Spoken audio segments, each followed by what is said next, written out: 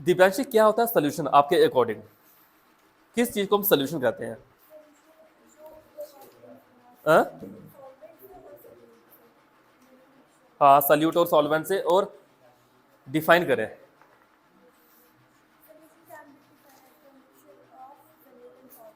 नहीं, आप बोलो, क्वेश्चन आपके लिए, बंद कर दो या पढ़ना हो नहीं मेरे सामने अभी टेस्ट चल रहा है। आप बताइए, depending upon the physical state solution की कितनी टाइप है? Depending upon the physical state classified solution, question आया पेपर में जो मैंने पूछा वो ऐसे ही पूछा उन्होंने, लेकिन depending upon the physical state classified solution 3 है। आप बोलिए, आपके अकॉर्डिंग नॉर्मेलिटी क्या है? हाँ,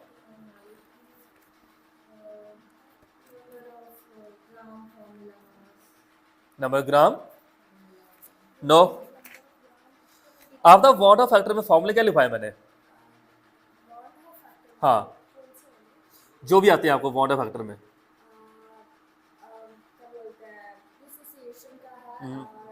डिसोसिएशन एसोसिएशन से पहले वाट ऑफ फैक्टर नाम की कोई चीज है ना, उसमें क्या फॉर्मूले हैं? नहीं पता है?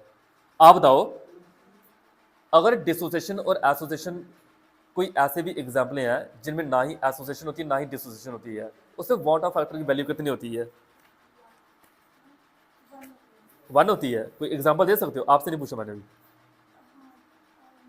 जैसे कि कोई एक एग्जाम्पल कोई भी आपको याद हो।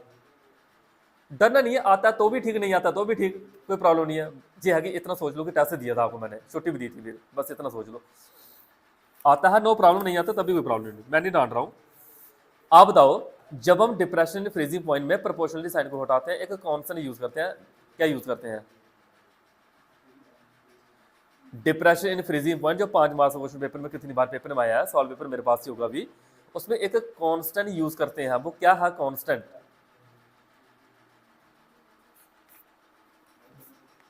याद नहीं है। Non ideal solution showing positive deviation में कैरेक्टरिस्टिक्स सुनाए। सोल्यूशन शोइंग पॉजिटिव डेविएशन में उसकी कैरेक्टरिस्टिक्स थी, क्या है वो? हाँ, हाँ,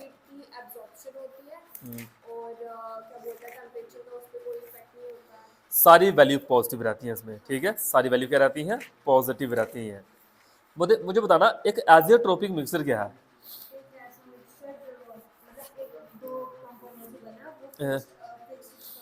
मैक्सिमम बॉइलिंग एजियोट्रोपिक नेगेटिव डेविएशन से बनता है कि पॉजिटिव डेविएशन से बनता है? Maximum boiling azeotrope negative deviation से बनता है कि पॉजिटिव से बनता है?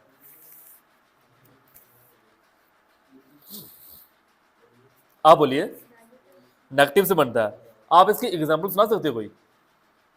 सर नेगेटिव से बनता है, इसकी एग्जांपल ये है।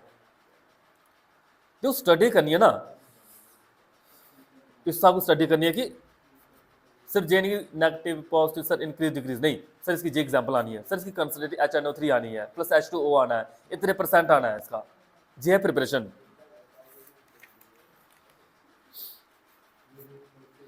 ऑस्मोटिक प्रेशर के बारे में सुनाए। हाँ,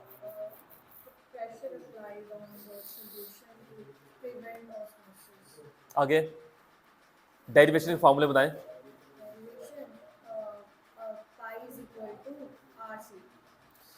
RCT। आप बताओ इसमें RC क्या है? हाँ, कंसंट्रेशन। आप बताओ नंबर ऑफ मोल का फॉर्मूला क्या होता है? फार्मूला क्या होता है? पूरे चैप्टर में हमने कम से कम 50 जगह यूज किया होगा ये नंबर ऑफ मोल, मोलैरिटी में, मोलैलिटी में, कोलिगेटिव प्रॉपर्टी में, हर एक में ना। No no no no. आप बताओ मोलैरिटी किसके बराबर होती है? एक आर वाला।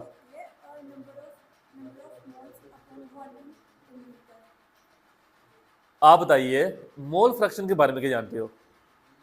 मोल फ्रैक्शन काई से तो डिनोट करते हैं।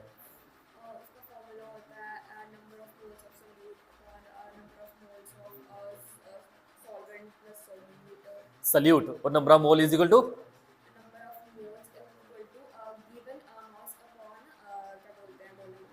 Molar mass.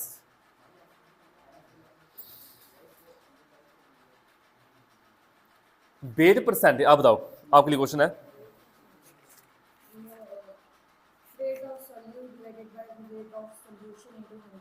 आप बताए solubility of solid in liquid में टेम्परेचर का इफेक्ट क्या पड़ता है? सॉलिड इन लिक्विड के ऊपर टेम्परेचर का इफेक्ट क्या पड़ता है?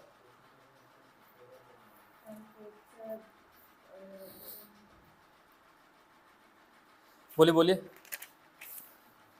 टेम्परेचर क्या इफेक्ट पड़ेगा यार? टेम्परेचर जहाँ इंक्रीज डिक्रीज होगा, दो, अगर जिस बच्चे ने पढ़ा वो 2 मिनट बता देगा सर टेम्परेचर बढ़ाने पे, अच्छा सॉलिड लिक्विड, सर टेम्परेचर बढ़ाने पे क्या होगा? इंक्रीज होगा। हाँ सर, आपने मतलब किसी अनपढ़ को पूछ दिया, उसने ऐसे दिमाग गाली वो बोलेगा टेम्परेचर बढ़ाने पे सॉल्युबिलिटी बढ़ेगी, ये बोल दिया उसने। हाँ, अगर आप में से कोई पढ़ा लिखा बच्चा है, उसने बोला कि सर हाँ आपने लिखाया था, हमने घर में पढ़ा था कि अगर एंडोथर्मी होगा तो जे, अगर एक्सोथर्मी होगा तो जे, क्या करते हो? क्यों नहीं आ रहा आंसर देना? इतना कॉम्प्लिकेट चीजें पूछ रहा हूँ मैं आप लोगों को, इतनी इजी चीजें पूछ रहा हूँ जहां से पता चलता है कि आप लोगों ने घर में कॉपी कितनी खोल के रखी हुई है। घुमा के पूछता हूं मैं, घुमा के क्वेश्चन पता क्या है? मैं पूछता हूं घुमा के, ट्रांजिशन टेम्परेचर क्या है बताओ तीनों, किसको आता है? हैंड रेज करो जी। घुमा के पूछो मैंने, which temperature is called transition temperature and how temperature effect on in that case? जी पूछो घुमा के क्वेश्चन मैंने अभी, घुमाया भी नहीं इतना, पूछा भाई जो पढ़ाया लिखाया आपके सामने लिखा हुआ है यहाँ पे। जी हाँ, आपका थोड़ा सा लेवल हाई करके जो पूछा मैंने अभी। क्या करते हो यार? छुट्टियां हैं, छुट्टियों में कम से कम चैप्टर कंप्लीट कर लो, ये मौके बार बार नहीं मिलने। सोल्यूशन दिया था, आज सोल्यूशन कंप्लीट कर लिया था, तो आपने मुझे बोला यस सोल्यूशन हमारा कंप्लीट। सर इलेक्ट्रोकेमिस्ट्री वो दीजिए, उसकी प्रिपरेशन करवाइए, टेस्ट दीजिए, फिर उसके बाद 3-4 दिन के बाद आप बोलोगे इलेक्ट्रोकेमिस्ट्री कंप्लीट, फिर सर 3-4 दिन और दीजिए, केमिकल काइनेटिक कंप्लीट, उसके बाद डीएनएफ ब्लॉक तब तक आधा हो चुका होगा। जे छुट्टियां कंप्लीट होने से पहले जे कंप्लीट होने चाहिए। हाँ सर इलेक्ट्रोस्टैटिक चैप्टर थोड़ा थोड़ा करके दो, वो कंप्लीट। करंट इलेक्ट्रिसिटी आपने कंप्लीट करवा ली, थोड़ा थोड़ा करके वो दो, वो कंप्लीट। चैप्टर कितने सारे बचे हुए हैं? पढ़ने नहीं, छुट्टियों में ही पढ़ने हैं, बाद में कब पढ़ोगे? जब आपका स्कूल का टाइम पूरा दिन स्कूल में होगा और 1-2 घंटे की ट्यूशन होगी, शाम को 4-4 बजे घर पहुंचोगे, तब पढ़ोगे। हाथ रही एनर्जी, इतना पढ़ने के लिए एनर्जी चाहिए बड़ी।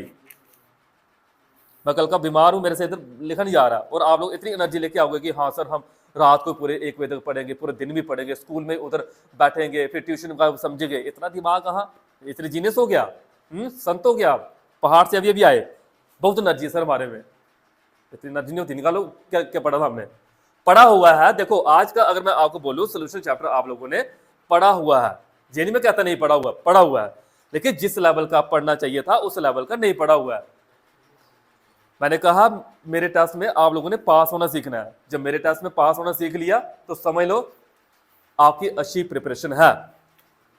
आपने देखे मेन टॉपिक, इंपॉर्टेंट टॉपिक देखे हैं, ऊपर ऊपर से पढ़े हुए हैं, स्टेटमेंटें पढ़ी हुई हैं, फार्मूले पढ़े हुए हैं।